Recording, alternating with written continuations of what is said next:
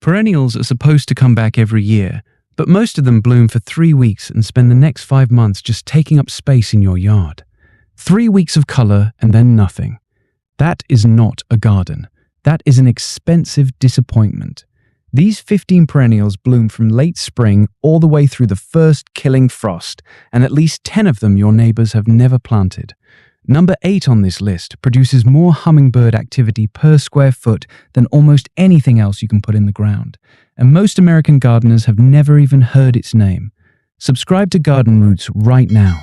Every week, this channel delivers the exact information that saves you money at the nursery, saves you time in the yard, and makes sure the solutions find you. You won't have to go searching for them. The next video on this channel is something every gardener in this country needs to see before they buy a single plant this season. Subscribe so it lands in your feed the moment it goes live. Number 1 is Catmint. Most American gardeners underplant this one badly, and that is a genuine shame because nothing gives you more color for less work across more months than a well-placed catmint border. The flowers are a soft lavender blue, and when a full planting hits its stride in late May, it looks like a purple cloud sitting right at ground level. That bloom does not stop.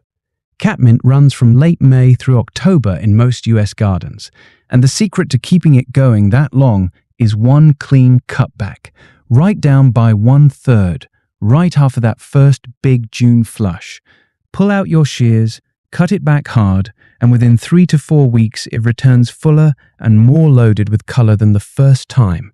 Hardy in zones 3 through 8, which means whether you are gardening in northern Minnesota or the mid-Atlantic states, this plant was built for your climate. Put it along pathways, drape it over the front edge of a border, let it spill down a slope. It spreads beautifully without ever becoming the kind of plant that takes over.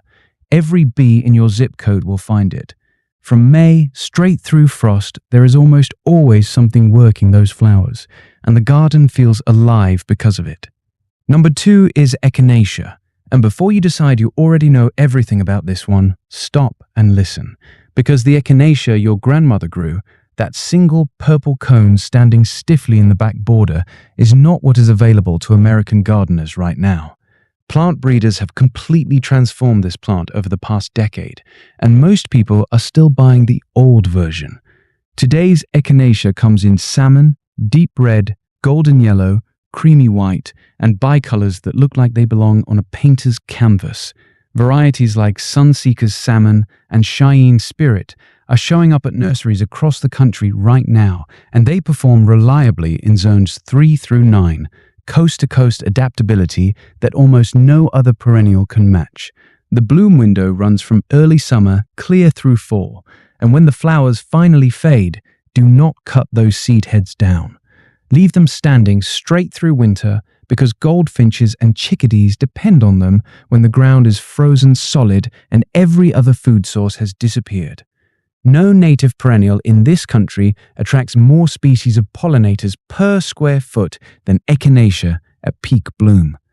Southern gardeners in zones 7 through 9 choose heat-tolerant varieties and give your plants some afternoon shade during the hottest months. That single adjustment makes the difference between a plant that thrives and one that burns out before Labor Day. Number 3 is Black-Eyed Susan, and the reason it earns a place on this list is not just because it is beautiful. It is because the new varieties have finally solved the one problem that frustrated American gardeners with this plant for years. The old types developed leaf spot by midsummer and looked ragged and worn right when you needed them performing at their best. Varieties like American Gold Rush and Little Gold Star are disease-resistant, stay clean all season long, and push out rich golden yellow flowers with deep chocolate brown centers from late June through the first hard frost. That is one of the longest natural bloom windows of any perennial available to US gardeners, full stop. Plant it in the middle of a border, mass it along a fence line, let it naturalize in a meadow area. Black-Eyed Susan handles every one of those situations without complaint across zones 3 through 9, and when September comes and monarch butterflies begin moving south toward Mexico, they stop at Rudbeckia specifically. A yard full of these in late summer is a legitimate way station on one of the most extraordinary migrations on this planet. If you are getting real value from this list, share this video with one gardening friend right now. They need this information just as much as you do, and finding it on their own could take years. Number 4 is hardy geranium, and this is the plant that confuses more American gardeners than almost anything else in the perennial world. When most people hear the word geranium, they picture that red annual sitting in a window box that gets thrown out every October. That plant and this plant share a name and almost nothing else. Hardy geranium, the true cranesbill, is a tough, spreading, long-blooming perennial that returns reliably year after year in zones 4 through 8. The variety called Roseanne is the one to find at your nursery. Roseanne produces vivid blue-violet flowers that bloom longer than any other hardy geranium variety on the US market, running from April through September with a light trim after the first big flush in early summer. Full sun, partial shade, it handles both without complaint. It spreads into a soft, ground-covering mound under roses, along shaded borders, and fills the gaps in a planting scheme that nothing else closes as gracefully. Small native bees and hoverflies that cannot access larger, deeper flowers find hardy geranium wide open and easy to work, and they return to it all season long. Pacific Northwest and New England gardeners especially, this plant performs at its absolute best in your cooler, moister growing conditions. Number 5 is Penstemon, and the hummingbirds have known about this plant for centuries. American gardeners only now catching up with what those birds figured out a long time ago. Penstemon is native to North America. It evolved here, it belongs here, and there are species and varieties adapted to nearly every single US region, from dry Rocky Mountain slopes to humid southeastern gardens to cold northern borders in zones 3 and 4. The tubular flowers come in vivid scarlet, rich purple, deep pink, and soft lavender, depending on which variety you choose, and they bloom from late spring through midsummer, with certain varieties continuing into fall. Plant 3 or more together in a sunny, well-drained spot, and from Memorial Day onward, ruby-throated hummingbirds in the east and broad-tailed hummingbirds in the west will find them before you have even finished watering. The single most critical thing to know about Penstemon, and the exact reason most gardeners lose it in the first winter, is this: do not prune it until late spring. Those old stems protect the crown from freeze damage through the cold months, and cutting them back in the fall is the number one reason this plant fails to return in zones 4, 5, and 6. Leave them standing. The plant knows what it is doing. Number 6 is Perennial Salvia, and this is the plant that solved the dead midsummer garden problem that drives American gardeners absolutely crazy every July. Everything looks spent, the spring bloomers are long finished, and the fall plants haven't started yet. Perennial Salvia fills that gap in the most dramatic color your yard has probably ever seen. Deep violet, cobalt blue, rich burgundy red. These are colors that hold their intensity through full summer heat when every pastel in your border has already washed out and gone pale. Hardy in zones 4 through 9, Salvia blooms strong from late spring through fall, and the secret to keeping it producing all season is consistent deadheading. Cut spent flower spikes back to the next set of leaves and new stems emerge within 2 weeks. Neglect that one task and the plant shifts its energy into seed production and the show slows down considerably. Southern gardeners in zones 7 through 9, the varieties Amistad and Black and Blue handle your heat and humidity better than anything else on the market right now. Plant Salvia in front of ornamental grasses or alongside golden black-eyed Susans, and the color contrast stops people in their tracks. Number 7 is Heuchera, known as coral bells, and this is the only plant on this entire list that earns its place in your garden even on the days it is not blooming. The flowers are delicate wands of coral, pink, or white that rise above the foliage from late spring through midsummer, and hummingbirds visit them regularly. But the real performance is the foliage: deep burgundy, burnt caramel, lime green, silver, colors that hold from March all the way through December in most US climates. Zones 4 through 9, and it genuinely thrives in shade, which makes it one of the most valuable perennials you can plant under trees or along the north side of a structure, where almost nothing else will grow with any color or visual interest. Gardeners in zones 4 through 6 pay attention to this one specific issue. Heuchera heaves out of the soil over winter as the ground freezes and thaws repeatedly.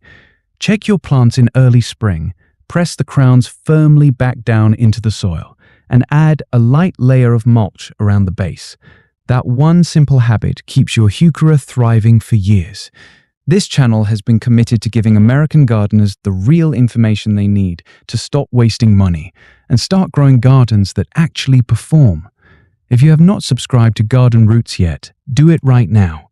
You have already seen what this channel delivers in the first 7 plants alone, and the most uncommon, most surprising plants on this list are still coming.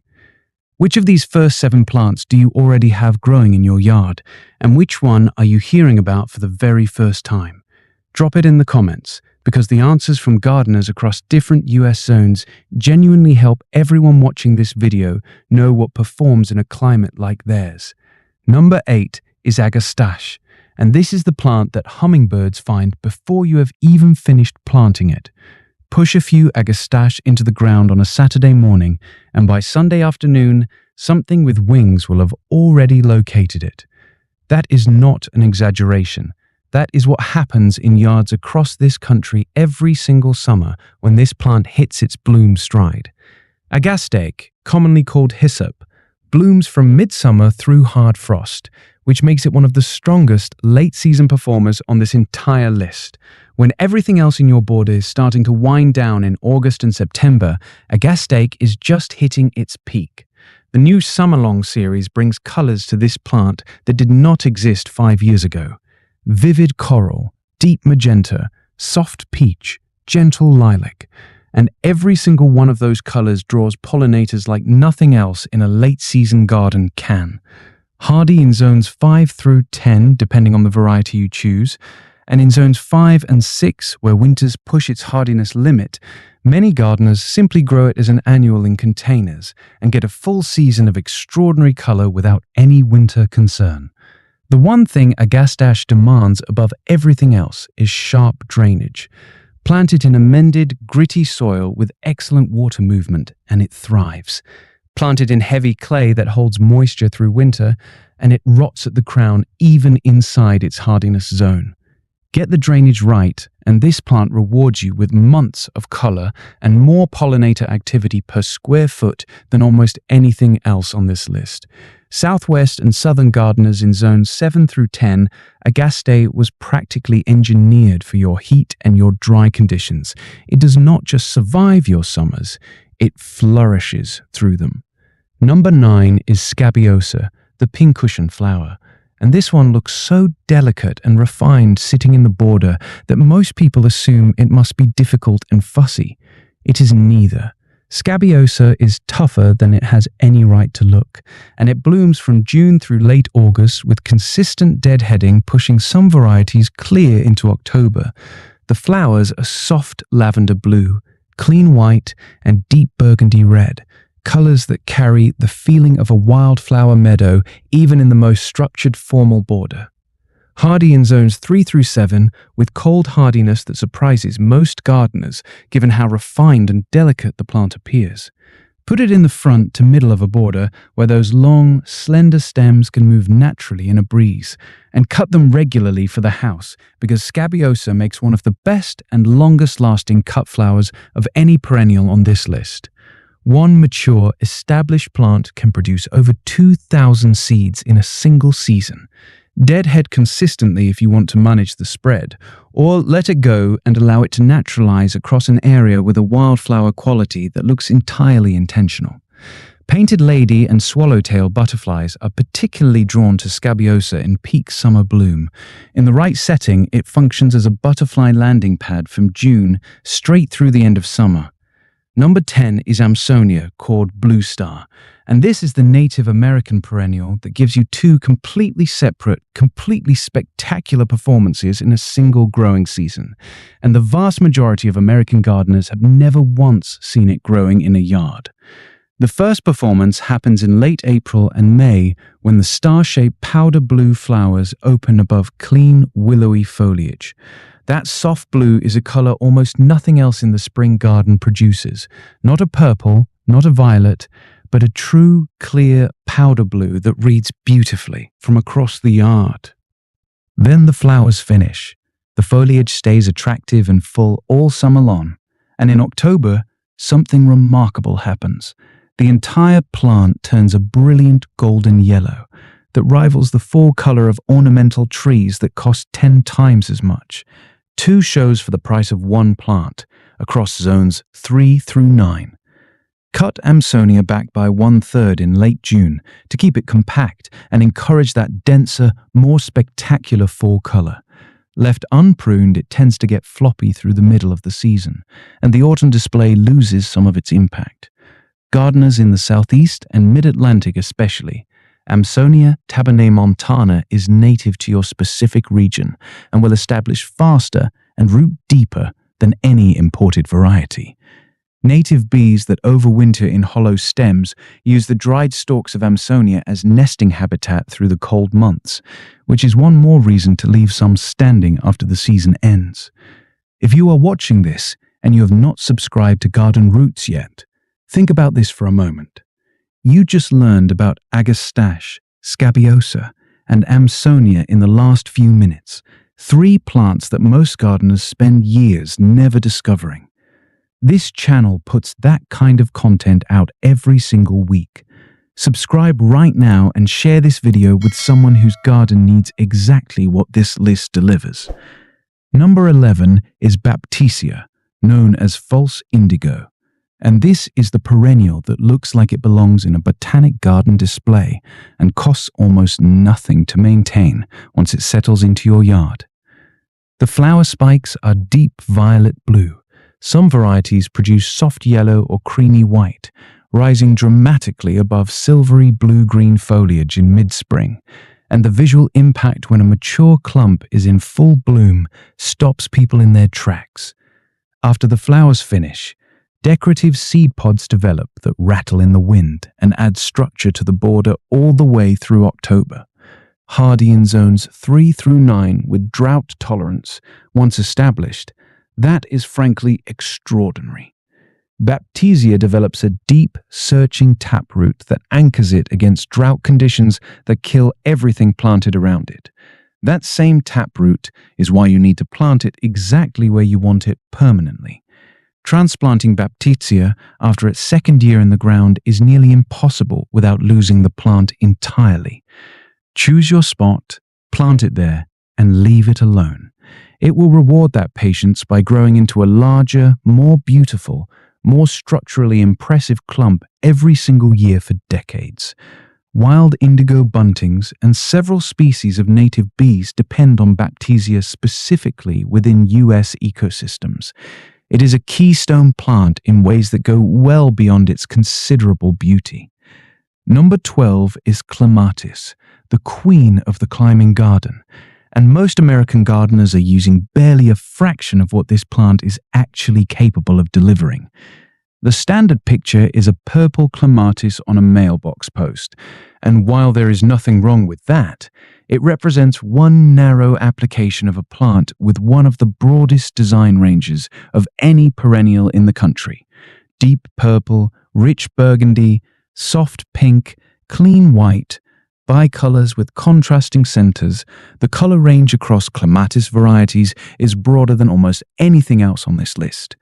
Hardy in zones 4 through 9 and blooming from late spring through early fall depending on the variety, the real strategy for extending clematis color across the entire season is choosing 3 different varieties with staggered bloom times. An early blooming variety, a midsummer variety, and a late blooming variety planted together on the same structure gives you continuous flower color from May through September on a single trellis. Grow it up an arbor, across a fence, through an established shrub, over an old tree stump. Anywhere vertical structure exists, Clematis transforms it. The one rule that matters most, and the one that saves the plant's life in northern gardens, is this: plant it with its head in full sun and its roots shaded and cool. Mulch the base heavily. Plant a low ground cover around the crown. Keep those roots from baking in summer heat, and Clematis will perform reliably for you year after year. Native bees searching for early summer pollen find Clematis flowers at exactly the right moment, before most other climbing plants have opened at all. Number 13 is Crocosmia, and this is the most visually dramatic late summer perennial on this entire list. And the fact that most American gardeners have never planted it is one of the great missed opportunities in US home gardening. When Crocosmia hits full bloom in July and August, the arching stems loaded with fiery orange-red flowers look like living flames moving through the border. There is genuinely nothing else in the summer garden that produces that specific quality of heat and drama. Some varieties come in golden yellow and deep scarlet, but it is that vivid orange-red that makes people stop their cars when they see it growing in a yard. Hardy in zones 5 through 9, and the key to getting reliable return performance in zones 5 and 6 is straightforward. Mulch the corms heavily in November with a 4-inch layer of shredded leaves over the entire planting area. That insulation layer gives them exactly what they need to survive the freeze-thaw cycles of northern winters and come back strong every spring. Plant Crocosmia in front of ornamental grasses where those arching stems can be appreciated in full, or mass it in a cutting garden where the stems make extraordinary, long-lasting arrangements. Hummingbirds are drawn irresistibly to the tubular orange flowers from July onward. Plant this near a window you look out of regularly, and you will have a front-row seat to daily hummingbird visits through the heart of summer. Number 14 is Chelone, the turtle head, and this is the Native American perennial with a flower so genuinely unusual that people stop in the middle of a garden tour and ask what it is every single time without exception. The hooded pink flowers genuinely resemble a turtle's open mouth, not in a vague, you have to squint kind of way, but in a way that is immediately obvious the moment you see the plant in bloom. Rich pink to deep rose pink, blooming from August through October, which makes Chelone one of the latest blooming native perennials available to American gardeners anywhere in the country. Hardy in zones 3 through 8. The place Chelone belongs is anywhere consistently moist. Rain gardens, low spots along a fence line, the edge of a stream or pond. Part shade borders where the soil stays damp and late-season color is the hardest thing in the world to find. If your yard has a low, wet area where other plants drown and nothing seems to thrive, Chelone will treat that exact problem spot like paradise. Bumblebees are the primary pollinator of this plant. The flower is specifically shaped to accommodate their size and weight, and in late summer when bumblebee colonies reach their peak population, a stand of Chelone in full bloom is one of the most ecologically active and visually alive spots in any American yard. Out of everything on this list so far, Agastache, Amsonia, Baptisia, Crocosmia, Chelone, which one genuinely surprised you the most? Leave that in the comments right now because gardeners in your zone are reading those answers and making planting decisions based on exactly what you share. Number 15 is Veronicastrum, known as Culver's root, and the fact that most American gardeners cannot name this plant is one of the most significant missed opportunities in US perennial gardening today. Walk through any serious botanical garden from the Midwest to the Mid-Atlantic in July and you will find it. Tall, architectural, absolutely commanding in the back of a border, white or soft lavender candelabra-style flower spikes rising 4 to 6 feet straight up with a structural presence that nothing else in the summer garden replicates. This is not a delicate plant. This is not a filler plant. Veronicastrum is a statement, and once you place it correctly in a yard, it becomes the plant every visitor asks about without fail. Hardy in zones 3 through 8, blooming from July through September, and documented as a nectar source for over 100 species of native bees and butterflies across U.S. ecosystems.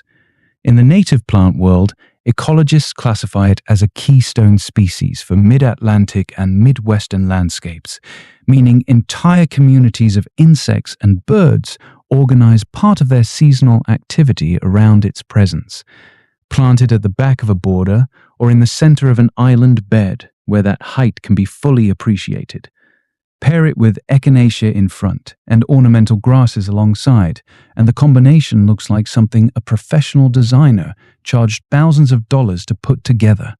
Established clumps spread slowly and steadily over 3 to 4 years into impressive, self-supporting columns that need no staking despite that considerable height. The stems are naturally strong and hold themselves upright through summer storms that flatten lesser plants around them. Give it room from the beginning, leave it alone, and Veronicastrum will become the most talked about plant in your yard within 2 full growing seasons. That is all 15. Catmint to Veronicastrum, 15 perennials that do not quit on you in July, do not leave your yard looking bare and spent through August and September, and do not require you to keep writing checks at the nursery every single spring just to maintain some color. These plants come back. They bloom long. They feed the bees, the butterflies, and the hummingbirds that make a garden feel genuinely alive rather than just decorated. And every single one of them is available to American gardeners right now through local nurseries or reputable mail-order sources that ship directly to your zone. The difference between a garden that looks spectacular from Memorial Day through the first frost and one that peaks in June and disappears is not luck.